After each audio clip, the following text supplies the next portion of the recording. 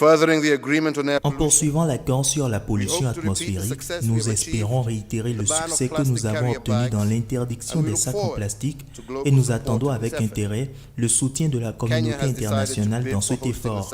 Le Kenya a décidé de se porter candidat pour accueillir la deuxième conférence sur les océans en 2020. Nous attendons avec impatience votre soutien et votre participation à la conférence. La véritable valeur de l'économie bleue n'est toujours pas réalisée, en particulier par de nombreux pays en développement. C'est pourquoi, dans la perspective de la conférence sur les océans en 2020, à laquelle je viens de faire allusion, le Kenya étudie la possibilité d'accueillir une conférence mondiale sur l'économie bleue au cours du premier trimestre de 2018.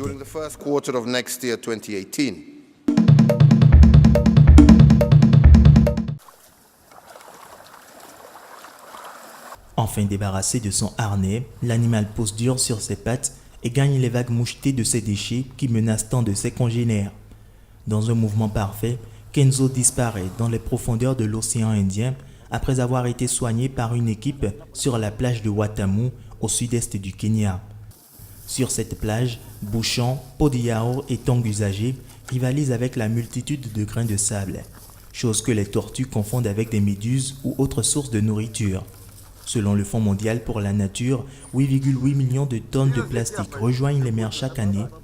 Or, un sac plastique met des centaines d'années à disparaître et des plastiques plus durs peuvent prendre des millénaires. La pollution est une menace majeure, à la fois les eaux usées, la pollution plastique et les nutriments provenant de l'agriculture. Avec une augmentation de l'agriculture, nous avons aussi beaucoup plus de nutriments dans les océans. Et 80% des déchets dans l'océan sont en plastique. Et le plastique est évidemment un problème énorme. Et depuis 1960, 20 fois plus de plastique est produit. À cela s'ajoute l'acidification et le réchauffement climatique qui interfèrent avec l'océan.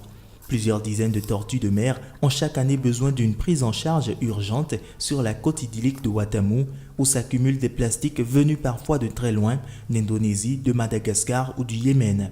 Beaucoup de tortues sont ainsi retrouvées flottant tout juste en vie, si remplies de plastique qu'elles ne parviennent plus à plonger. À ce stade, très peu peuvent être sauvées. D'après une étude américaine, plus de 9,1 milliards de tonnes de plastique ont jusqu'ici été produites dans le monde, la plupart finissant en décharge ou dans l'océan. La pollution des océans par les plastiques est à l'agenda de l'Assemblée des Nations Unies pour l'environnement qui s'est ouvert lundi à Nairobi. La direction des océans de l'ONU compte bien recueillir le soutien de la communauté internationale pour l'interdiction complète du plastique dans le monde. Nous allons nous engager avec un fort engagement sur les détritus marins, en particulier sur le problème du plastique dans nos océans. Nous espérons un fort engagement des États membres.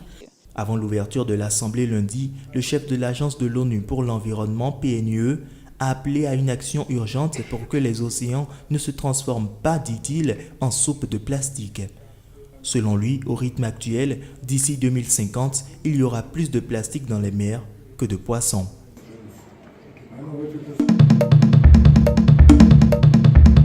144 ressortissants nigérians qui se trouvaient dans des camps de détention en Libye sont arrivés mardi à Lagos, où un autre avion était attendu dans la nuit dans le cadre d'un plan de rapatriement d'urgence mené par Abuja.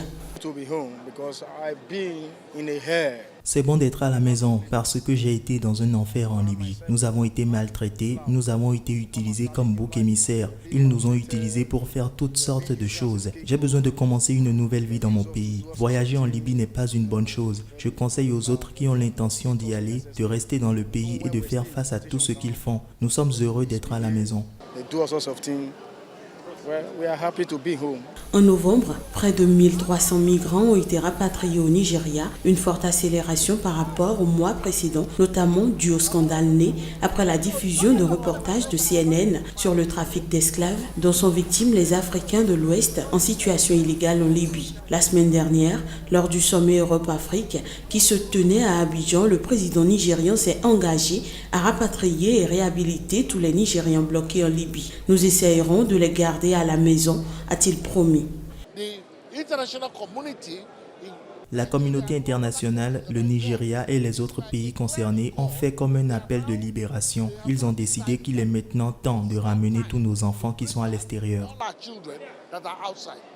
Le Nigeria s'est engagé à rapatrier 250 migrants chaque semaine vers Lagos, où ils seront ensuite acheminés dans leur ville d'origine ou recevront un peu d'argent pour s'y rendre. Géant de 190 millions d'habitants, le Nigeria est le premier d'émigration illégale en Afrique de l'Ouest. Le pays était régulièrement montré du doigt par l'Union européenne comme refusant de rapatrier ses ressortissants, mais des accords de partenariat ont été négociés pour faciliter leur retour.